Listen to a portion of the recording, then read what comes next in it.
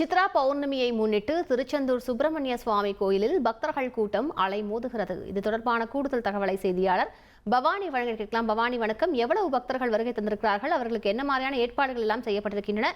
எவ்வளவு மணி நேரம் பக்தர்கள் காத்திருந்து சுவாமி தரிசனம் செய்து வருகிறார்கள்? விவரங்களை பதிவு பண்ணுங்க பவானி.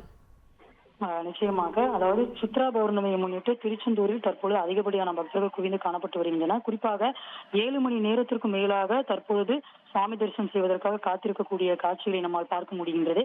முருகனின் அறுபடை வீடுகளில் 2ஆம் படை வீடான திருச்செந்தூர் சுப்பிரமணிய சுவாமி திருக்கோயிலுக்கு தினசரி பல்லாயிரக்கணக்கான பக்தர்கள் வருகை தருவது வழக்கம். வரக்கூடிய பக்தர்கள் கடலில் புனித நீராடிய பின்பு முருகனை வழிபட்டு வருவார்கள். கடந்த சில மாதங்களாக பௌர்ணமி நாட்களில் கடற்கரையோரம் அமைந்துள்ள திருச்செந்தூர் சுப்பிரமணிய சுவாமியை வழிபட்டால் வேண்டிய வரங்கள் கிடைக்கும் என்று பக்தர்கள் நம்புகின்றனர். இதனால் மாதந்தோறும் பௌர்ணமி நாட்களில் திருச்செந்தூர் சுப்பிரமணிய சுவாமியை தரிசனம் செய்ய லட்சக்கணக்கான பக்தர்கள் வருகை தந்த வண்ணம் உள்ளனர். இந்நிலையில் இன்று சித்திரை மாத பௌர்ணமியை முன்னிட்டு காலை முதலே திருச்செந்தூர் முருகனை தரிசனம் செய்ய ஏராளமான பக்தர்கள் வருகை தந்த வண்ணம் உள்ளனர்.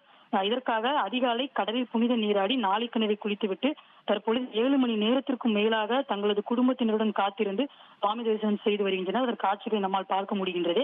மேலும் கோவிலுக்கு வருகை தரும் பக்தர்களுக்கு வசதியாக குடிநீர் வசதி, கழிப்பறை வசதிகள் போன்றவைகள் ஏற்பாடு செய்யப்பட்டிருக்கிறது. இதனால் கோவிலில் பொது தரிசன வரிசை, 100 ரூபாய் கட்டண தரிசன வரிசை மற்றும் மூத்த குடிமக்கள் செல்லும் வரிசைகளிலும் பக்தர்கள் கூட்டம் தற்போது அலைமோதி காணப்பட்டிருக்கக்கூடிய காட்சிகளை நம்மால் பார்க்க முடிகின்றது.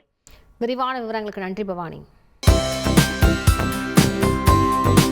தந்தி டிவியை உங்கள் கேபிள் டிவி ஆபரேட்டரிடம் இலவசமாக கேட்டு பெறுங்கள்.